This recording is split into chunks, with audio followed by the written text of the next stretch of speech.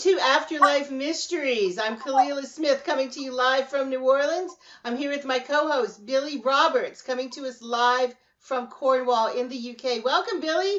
How are you today? I'm fine, thank you, Kalila. Nice to see you again. Nice to see you as well. I'm really excited about this new show, the new format. This is all brand new. We're going to have some great things to talk about. But today, Billy's going to introduce us to the world of interdimensional beings. We ourselves are interdimensional beings, and we have multiple worlds out there that we cannot see, hear, or touch. But they exist nonetheless. Isn't that right? It certainly is. And even as a child, I believed that we were quite amazing because I could see things nobody else could see. But the human being, human form, is quite an amazing creature. We're much more than we appear at a physical level. We are composed of 7 principles or bodies, each one of a finer material than the one below it. So we occupy more of space than we are normally led to realize. So we're multidimensional cosmic beings living in a multidimensional universe, each one rising in a gradually ascending vibratory scale. From those which touch and blend with the lower planes to those which gradually merge with the higher planes of existence. So I believe that we are able to traverse from one dimension to another, even whilst we live in a physical body. And we often do this in meditation. The masters did it in meditation. And there are certain techniques which you can use to access these different planes. And sometimes you might touch upon something that, I mean, in esoteric terms, called samadhi or nirvana, if you like. And this is a momentary experience where you experience something, but you try to put it into words, you cannot. Because I don't believe that we are from this planet. I think prehistory, I think we've been here before. And there's some evidence to substantiate that. I mean, we know that the murals on certain Aztec walls and other caves have shown spacemen, depicting spacemen having visited this planet. So I believe that these visitors, so-called, are not from another planet. They could, in fact, be from the future of this planet because we are so advanced. And some of us, particularly those people who have rhesus negative or rhesus positive blood group, it is believed that they are aliens. They are not of this world. And I'm inclined to believe that. I've met quite a few people who will have knowledge of such beings that they couldn't have read in books or learned from anybody. One of my closest friends believed he was from another planet, but a planet that was part of this planet when we go back in time. So I think that we are amazing creatures. And the original meaning of esoteric was arising from within. So a teacher, such as yourself or me or Alan, doesn't teach anybody anything they don't already know. We just remind people of what they've long since forgotten. So we're sort of we have like an akashic record within our own being. And the Hindus will call it spiritual mind. And this is one of the bodies that we have. And in meditation, you access these different bodies. It's quite a fascinating subject to touch upon. So what's your feeling? Well, I've always believed that, we've heard a lot about, and it's really, really getting bigger and bigger, talking about UFOs, which of course can be explained sometimes by military planes and all. But there's actually been people out here who have been visited by otherworldly creatures. I'm going to say otherworldly creatures because a lot of people assume that they're from another planet. And I have always really kind of tended to believe that rather than from other planets, they were actually from other dimensions, because we do have multiple dimensions out here. And there's also creatures out here that are not anything like we have on this earth plane. And I think that a lot of things that people encounter, And especially people who do meditation, or people who, people used to, I don't know how trendy it is now, but I know a lot of people used to get involved with the high ceremonial magic and incorporating it with, recreational drugs. And then they come back and they start talking about these creatures that they've seen. And I don't necessarily think that these are from other planets, but it's just other dimensions that they're tapping into. And I've actually had something similar happen like that in yoga classes while meditating in yoga. I've had past life flashes go on. I like where I flash into a past life and then I come back. I've had instances where I have sudden mediumship. I start, communicating with someone that someone knew in the class, and it just got triggered by the meditation.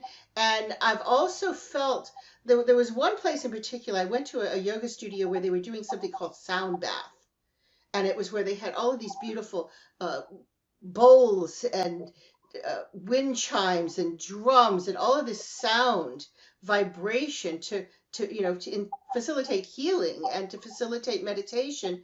And when I walked in there, the vibration was so high in this room, it actually made me cry because I could not understand it. I knew that I was in the presence of higher realm beings when I got there, if that makes sense. If anybody's ever experienced it, it makes sense. To some people it might sound crazy, but I really felt like it was very otherworldly, and it literally invoked an emotion in me.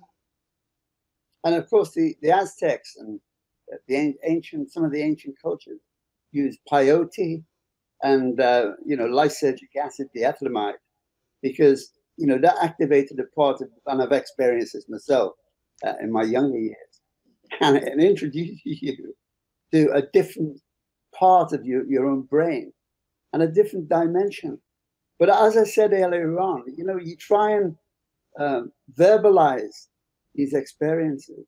You can't. You can't. I think it was Maurice Maeterlinck, the dramatist. He said, "You part your lips to speak of the spirit. It's as though the eternal gates close upon you because you can't talk about these experiences. It's as though a sacred warning has been given to you." And I'm inclined to understand that because, I was in the music business in the early years, and I've had lots of experiences with unusual beings, not the archetypal alien beings that we see with the strange faces, but these are beings that really look like us, only more so. And, in meditation, once you've touched upon it, you realize that there is more to it, more to this life. This is a transitory phase. Make no mistake about it. It's a fallacy that anything can ever be killed or annihilated. There's no such actual state as death. There's only change, transmutation, growth, becoming a movement of matter or of consciousness from one condition to another. Nothing can ever die. But in saying that, where do we go when we pass over? It's my belief that we really don't go anywhere, that we just move into a different dimension to be reunited with all our family and friends. So this life is very complex. And the more we think we know, the less we understand and the less we do know. So I'm really certain that we are cosmic beings, multidimensional, as the planet upon we live is a living organism. She lives and she breathes. And I think this pandemic is an example. It's a biblical thing, I believe. But we're being warned that we're not treating the planet as we should. And it's probably one of the many warnings that we'll have. And they come from the masters. And the masters, or I know them as the elders, are beings that probably have never had earth existence. But they're sacred beings that we have been told about from time immemorial. And so we are being supervised and we're being manipulated like marionettes. We're being, like puppets. And I think that we need to tread with great caution now. The planet is becoming more spiritualized. And I think that we have a lot to look forward to in the future. Don't you think? Yeah, I agree with you on many of those points. Now, when you say that there's seven bodies, that we have all of these bodies, um, i- we have the astral body. Now the aura is up in there, right? We have the aura that we have. That's up in The one of aura, those bodies, right? the aura is not a body. It's an emanation of energy from all the bodies combined. We have different bodies, different names for them. But each body is subdivided into seven. So we are huge beings, cosmic beings. And I said earlier on, we occupy more of the universe, more space in the universe than we realize, because each body can be accessed through meditation. And as we develop, I mean, you know what the chakras are? Right, Chakras, right, of course, yes. seven major chakras, and they're connected in some way to these refined sheaths or principles, as they're known in yoga. And so each body has or represents a part of your consciousness. And it's subdivided into seven, as I said. But the material is very spiritual, very subtle. And each one is of a finer material than the one below it. Now, in yoga, or a certain type of yoga, Nani yoga, they say that the highest point in the highest body is called spiritual mind. And the one below it is known as the intellect. Now, we know when we're engrossed in learning a new task, we're learning a new job, we function because we're concentrating on that job at hand. And we're functioning in intellect, the sixth body. And when we've actually learned how to do it, we pass it down below that to the instinctive mind, and we do it unconsciously. But we know what it's like driving through the rush hour traffic, and you're engrossed thinking about what you're going to do. I don't know what it's like in New Orleans, but what you're going to It's the cook for the same. evening meal. You're thinking about something mundane, and before you know where you are, you're parked outside of your house with no recollection having made the journey from work to your home. You do it on Exactly, yeah. automatic. That's a functioning of instinctive mind. And spiritual mind is to do with the higher consciousness, Sahasrara, which is the highest chakra. And this is the one really that is open to the influence of God or the masters.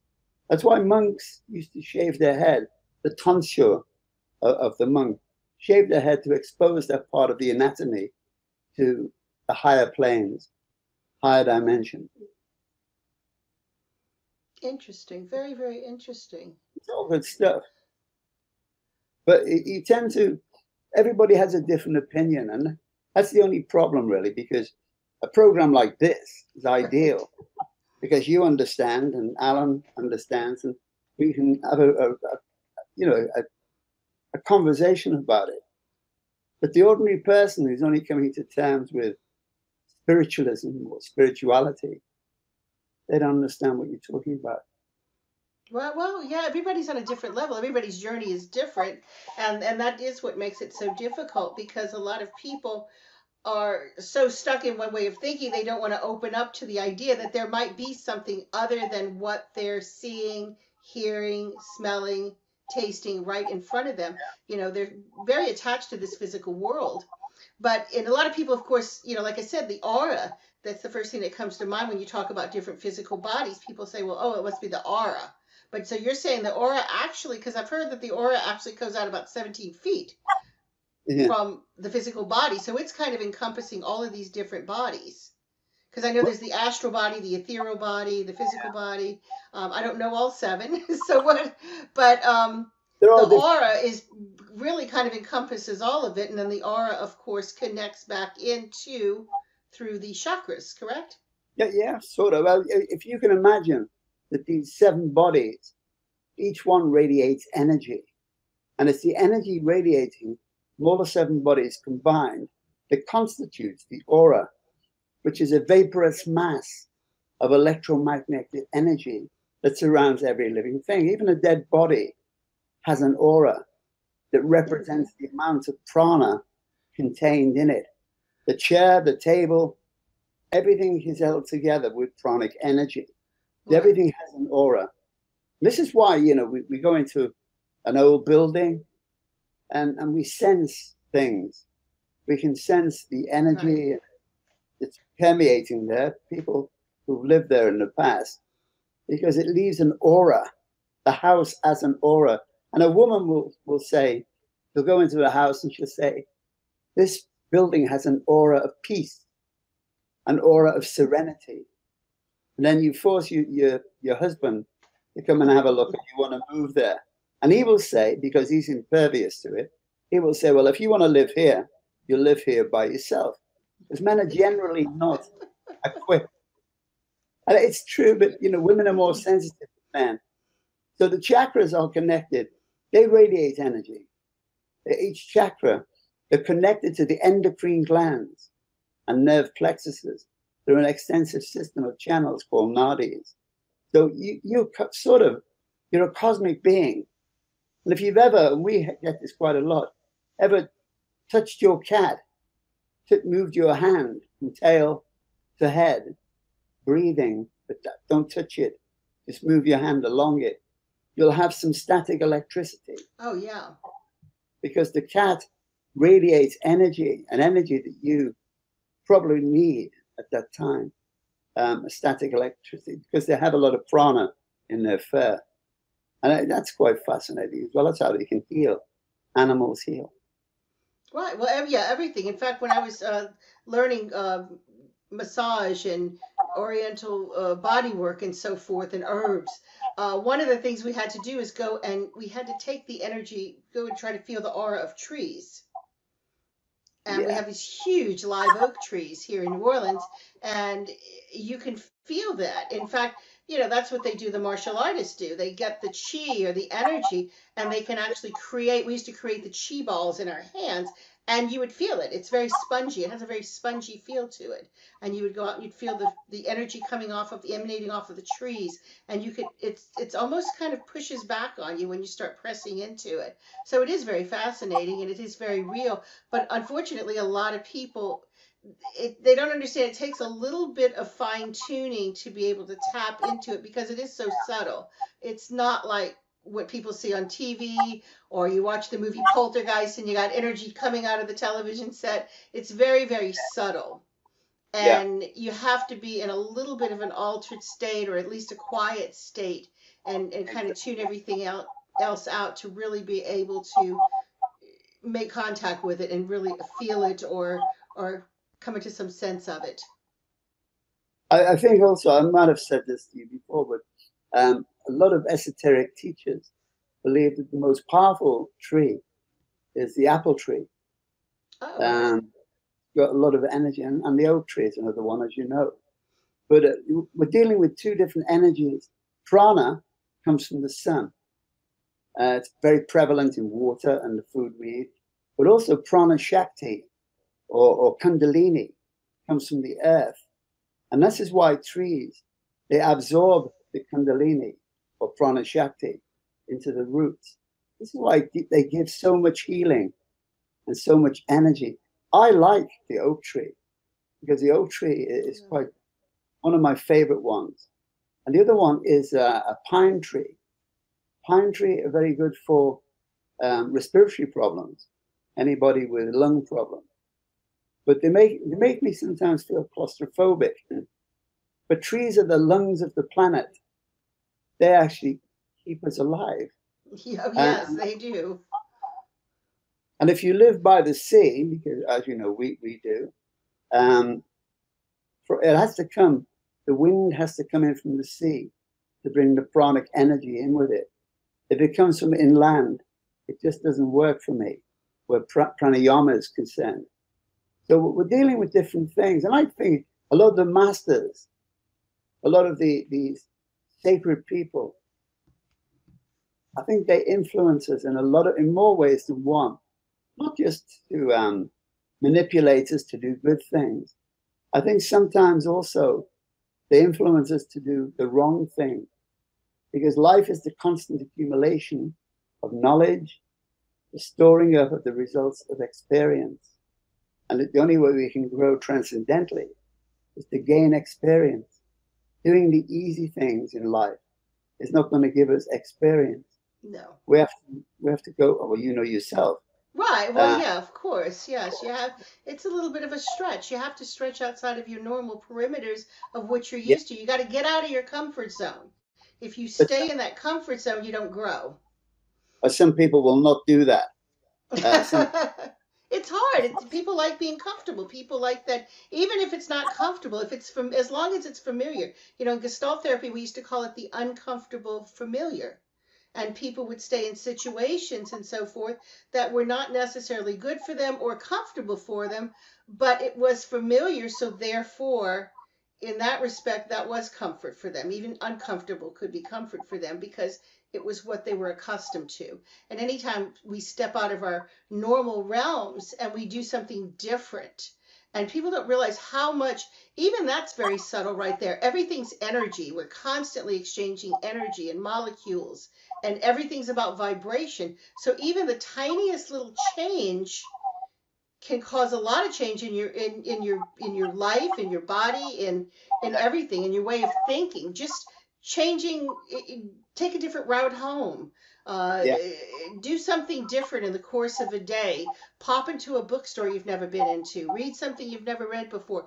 Just changing that little bit of your routine can hmm can make a lot. I mean, it can just break up a lot of the stagnant energy in your life. People who have exactly, obstacles, people who are having health problems, just moving the energy. That's all you have to do is just take a little tiny step out of that comfort zone and do something just a little different. And it can exactly. it can make a huge impact. It's like in psychology. People who suffer with an anxiety neurosis, they get into the habit of panicking each day.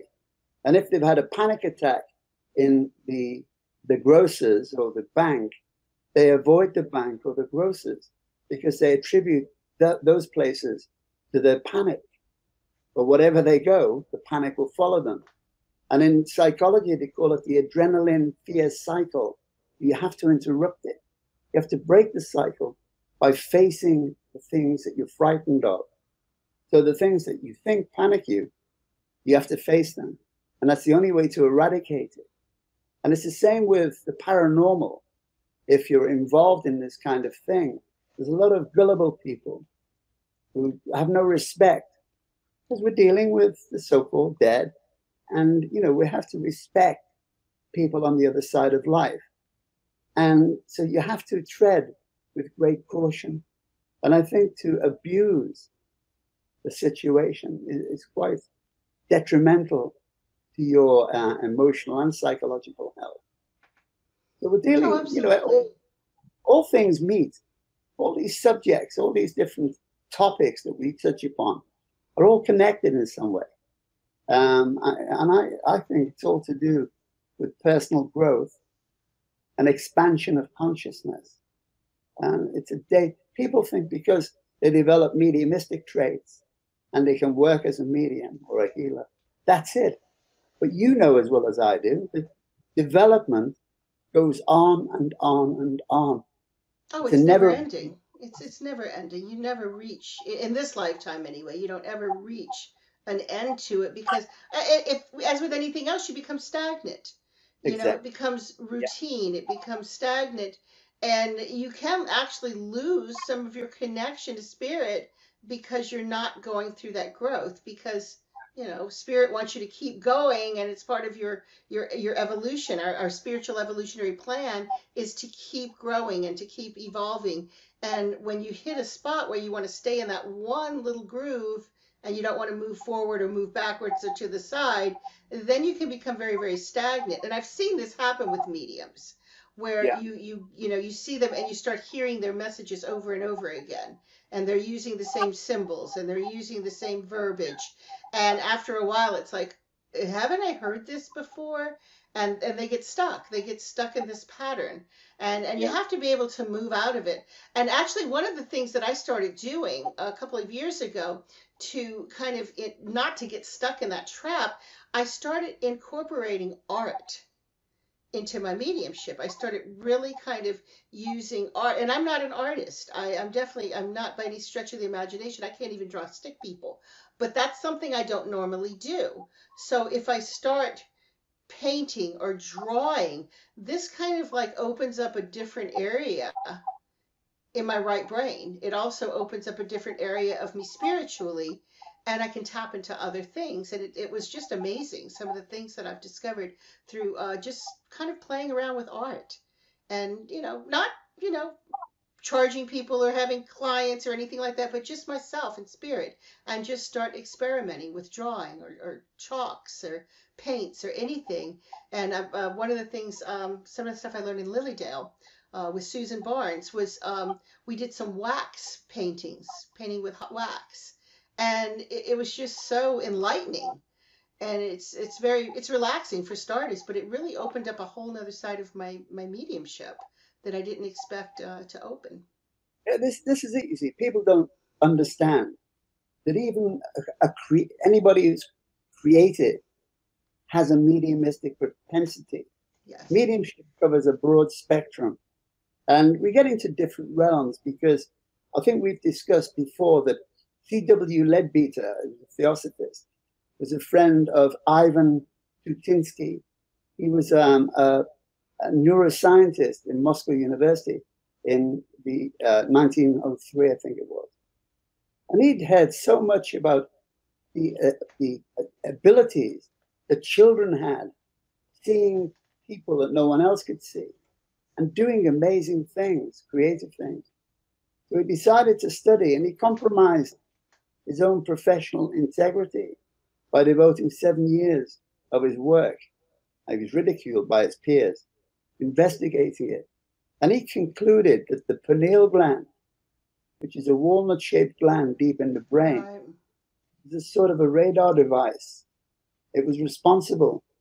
And he found out that it was larger in a child than in an adult, and more developed in a female than it is in a male, which proved, beyond a shadow of a doubt, that women and children are more sensitive than men. And more recently, in California University, they did autopsies on deceased mediums. Obviously, they had to be deceased to do autopsies on. And they found it was an abnormality. The brain was abnormal. The prehistoric brain at the back of the bony box was abnormally shaped. And the electrical circuitry, when they did experiments with mediums who were alive, showed an abnormality in the way the brain functioned. And always the pineal gland was larger than anybody else's. Interesting. Yeah, there's a lot about the pineal gland out there. And children, yeah, children always. Now, do you think all children can connect to that? Because I mean, I did as a kid, as a young child. I can remember my earliest memory of seeing other beings and seeing other spirits and so forth. And I didn't realize they were spirits at the time. They just looked like other people or creatures that I wasn't familiar with. But I mean, I can remember still being in a crib and in diapers, and I still have memories of that. I mean, do you think all children experience that, or is it just certain children? I think it's certain children. I think probably 70% of children. One example, which is not really related to it, when I was about 9, it was an apparition in the front room of my mother's house, because I was a sickly child. And I took the apparition to be a vision of Our Lady, the Virgin Mary. And although it was a projected image on the wall, it became animated and three-dimensional. And I was with a kid called Tommy Edgar, who I knocked around with at the time. And he started to cry. He screamed. The light had gone off.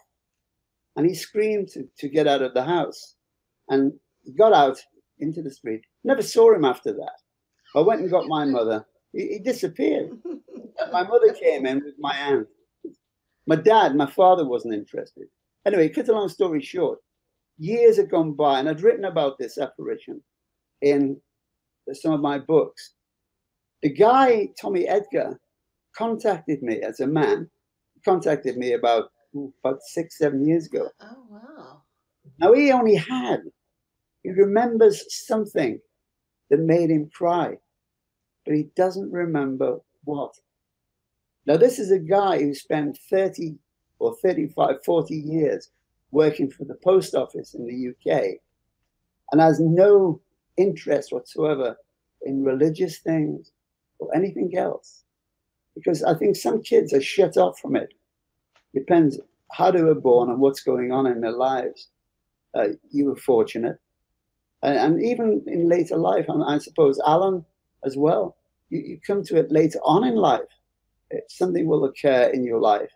It could be some trauma, it could be some happiness that will bring you into the fold and open some faculties that you've never experienced before. But I think in childhood, you have to tread with caution with kids because it can have psychological implications, particularly if a child has got a mum and dad who's a loony medium. And they tend to push it down the child's throat. Well, yeah, that's never good. But I mean, you were sickly as a child. Yeah. I find that a lot of people who had mediumistic skills from birth, they'll call themselves born mediums. A lot of those people, and even people who developed it later in life, had you might call near-death experiences or major illnesses that sometimes were the catalyst for opening that up. I was supposedly, when I was born, I was what they call the blue baby.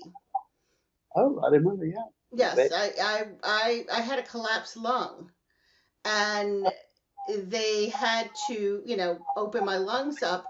And according to the story, I was born in one hospital, and they were in the process of transferring me to a different hospital when suddenly I started breathing better, and I was fine. But I still had that birth trauma to where I almost suffocated as an infant. So, I always felt like maybe that made a difference, something about that.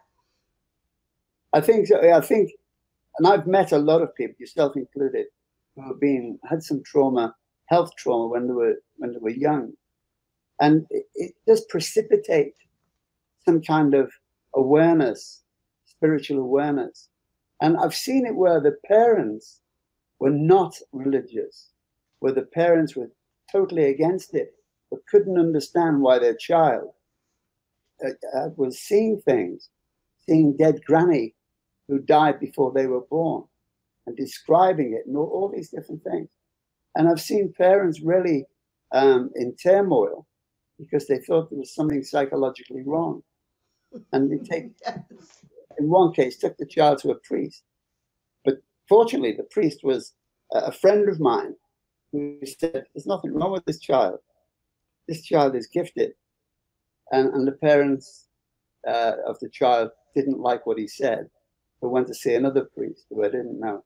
So in answer to your question, I think probably 70% of kids, and you'll find that no medium, very few mediums who are really gifted have had an easy life.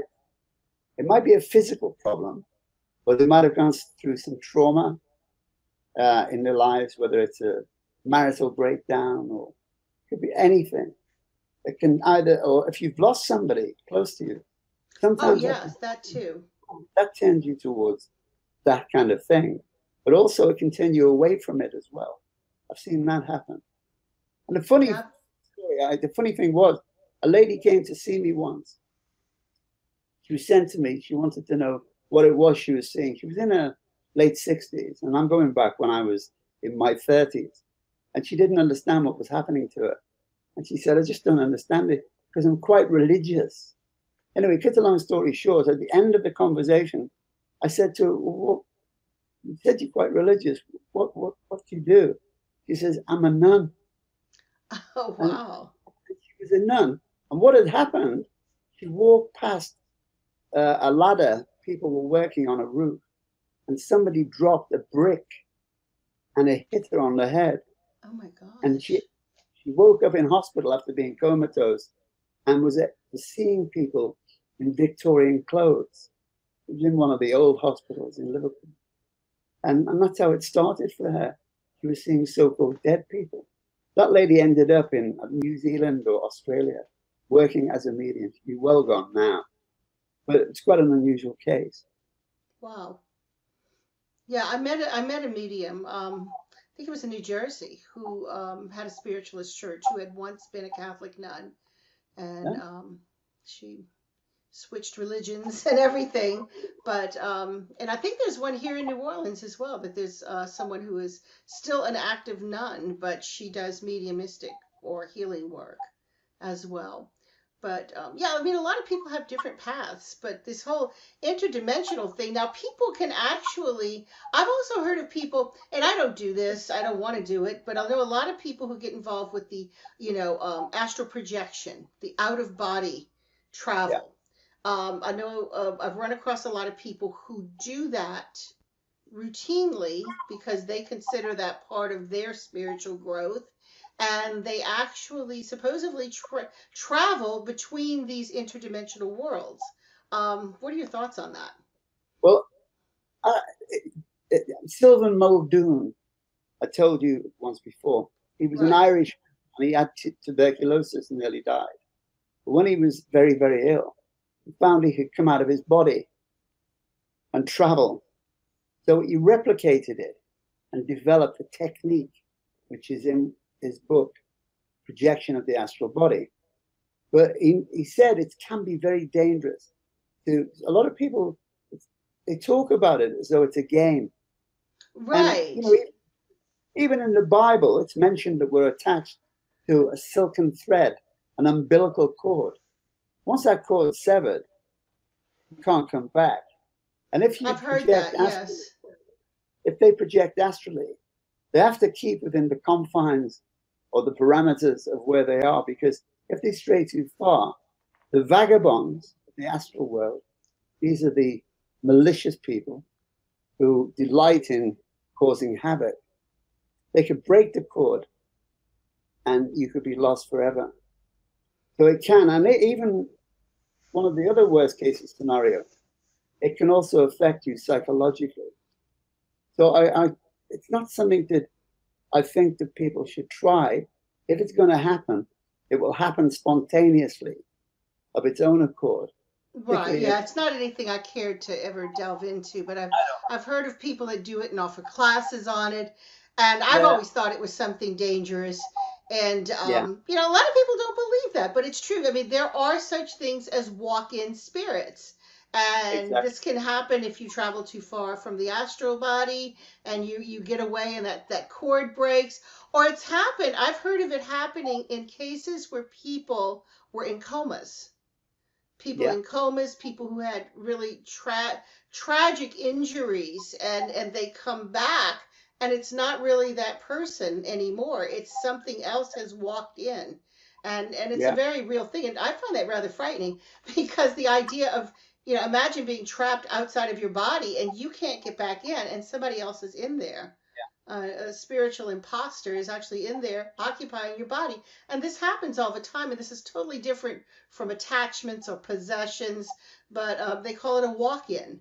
And it's uh, literally where you are no longer in that body and something else has stepped in and is living. And then there are beings out there. There's an entire realm. In fact, Billy and I are actually writing about this right now, and in a new book coming up about, entire realm of, earthbound entities that are not quite on that other side, and they're not quite still here, and they kind of travel back and forth, and usually they're quite malicious. So exactly. yeah, it's kind of dangerous, but They were playing in an emotional minefield, emotional oh and yeah. psychological minefield. And a lot of these people, because of television and the way they portray mediumship and mediums on TV and the paranormal, they think it's exciting. But it is if you really know what you're doing. But a lot of people will go into this subject for a laugh, or they think they're going to make money out of it, and they could make money, but it's certainly not a laugh, and it isn't a psychological minefield. It can do a lot of psychological damage, and I've seen it over the years. I worked with an exorcist priest called Julian Calendro, American guy, He's long since gone, but he became a good friend of mine. And he would often bring people. He always claimed that he wasn't mediumistically inclined, but he was to do the job that he did. But he would bring people to me who had problems, psychological problems. And it's very difficult to ascertain whether a person has a psychological illness or whether they're possessed, because there's a very close connection between the two of them. Right. There's an organization in the UK, don't know what it's called, but it's to do with schizophrenia. They believe that schizophrenics, the majority of them are low-grade mediums. They have mediumistic propensity, and they can, by developing their skills, they'll overcome their psychological anguish. I don't know whether that's true, but a lot of people believe it. Well, a lot of people also believe. I interviewed a guy very many years ago for a documentary, and he lived in Northern Africa. He lived in Morocco, and he talked about some of the spiritual things that he had been exposed to. He said that one time there was this woman in a cave. He said he heard all of these voices. He and others were, traveling, doing some spiritual traveling, and there was this cave, and they went into this cave because they heard all of these voices coming out at once, male voices, female voices. Some voices didn't even sound human. And he says it sounded like a multitude of people in there praying or chanting. And when they got into the core of this particular cave, it was just one woman, and all the voices were coming out of her. Mm. And he said in American culture and so forth, this woman would have been labeled a multiple personality or some other sort of psychotic type of malady. But in fact, in their culture, what this was considered was a multiple possession.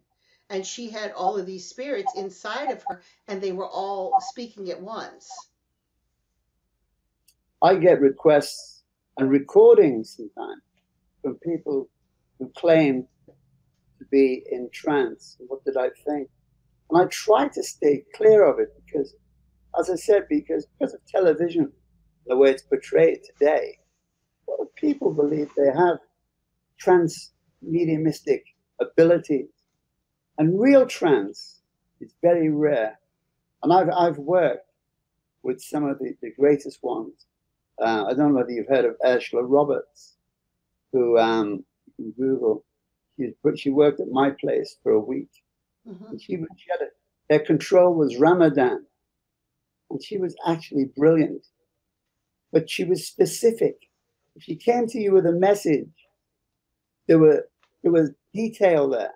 For an example, she would give you your family name and also the address that you lived in and the address before. That's how specific. That's that's impressive. Mediumship is not about giving you've had a difficult day and you've lost a lot of money and all these mundane things.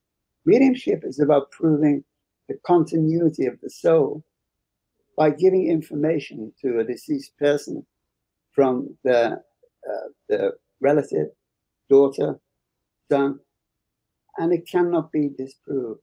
And we get this all the time with a lot of the mediums here, and you listen to them on Facebook giving readings. Oh, yeah. Right. Oh, yeah.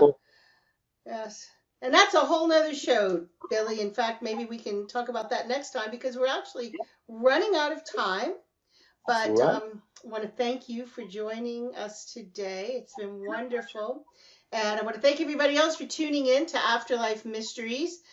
This is our pilot show here, so we will be doing a lot more, and we're going to be delving deeper into other forms of mediumship as well as other things about the afterlife, questions you might have. But please check us out on Facebook. Billy and I are both on Facebook, and we actually have a page called Afterlife Mysteries on Facebook.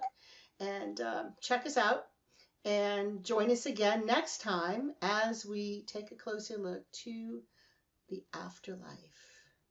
Have a good day.